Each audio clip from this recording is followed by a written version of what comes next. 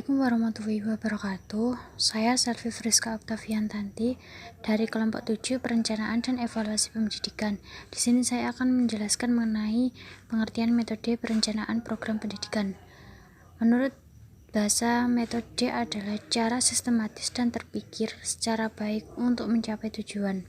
Perencanaan yang baik adalah perencanaan yang mungkin untuk dilaksanakan.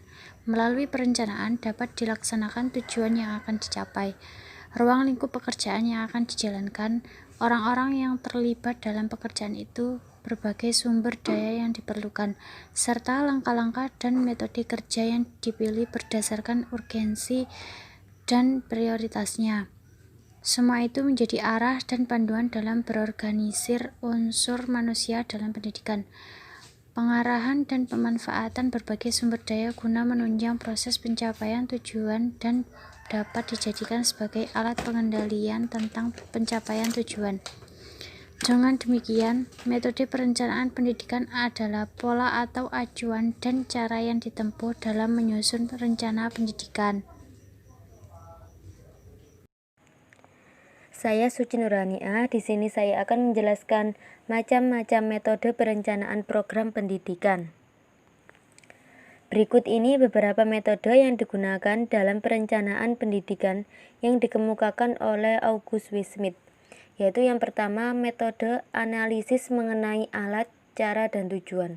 Metode ini digunakan untuk meneliti sumber-sumber dan alternatif untuk mencapai tujuan tertentu.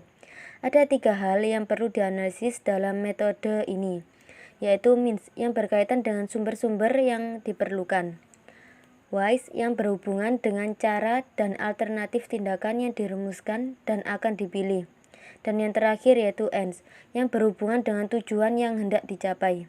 Ketiga aspek tersebut ditelaah dan dikaji secara timbal balik. Yang kedua yaitu metode analisis masukan dan keluaran. Metode ini dilakukan dengan mengadakan kajian terhadap interrelasi dan interdependensi berbagai komponen masukan dan keluaran dari suatu sistem. Metode ini dapat digunakan untuk menilai alternatif dalam proses transformasi. Dan yang ketiga yaitu metode economic analysis atau analisis ekonometrik.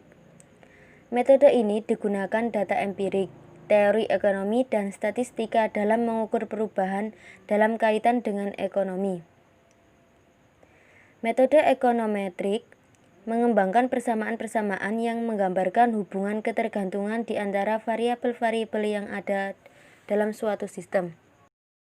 Saya Lika Wahyu Anggreni akan menjelaskan materi selanjutnya, yaitu mengenai metode kausa efek diagram atau diagram sebab akibat. Metode ini digunakan dalam perencanaan dengan menggunakan sequein hipotetik untuk memperoleh gambaran tentang masa depan. Selanjutnya, metode Delphi.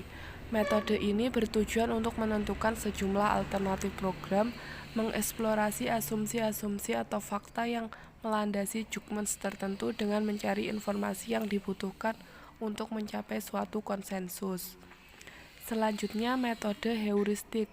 Metode ini dirancang untuk mengeksplorasi isu-isu dan untuk mengakomodasikan pandangan-pandangan yang bertentangan. Di sini saya Syifa Fadila Salsabila akan melanjutkan materi dari Saudari Like. Poin 7 yaitu metode life cycle analysis atau analisis siklus kehidupan. Metode ini digunakan terutama untuk mengalokasikan sumber-sumber dengan memperhatikan siklus kehidupan mengenai produksi, proyek, program, dan aktivitas. Dalam kaitan ini, seringkali digunakan bahan-bahan komparatif dengan menganalogkan data.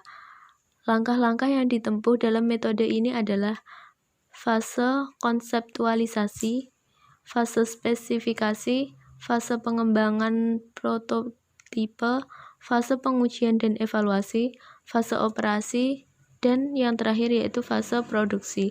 Metode ini bisa dipergunakan dalam bidang pendidikan, terutama dalam mengalokasikan sumber-sumber pendidikan dengan melihat kecenderungan dari berbagai aspek yang dapat dipertimbangkan untuk merumuskan rencana dan program. Poin 8 yaitu metode value added analysis atau analisis nilai tambah. Metode ini digunakan untuk mengukur keberhasilan peningkatan produksi atau pelayanan. Dengan demikian, kita dapat mendapatkan gambaran singkat tentang kontribusi dari berbagai aspek tertentu terhadap lainnya. Sekian dari kelompok kami. Wassalamualaikum warahmatullahi wabarakatuh.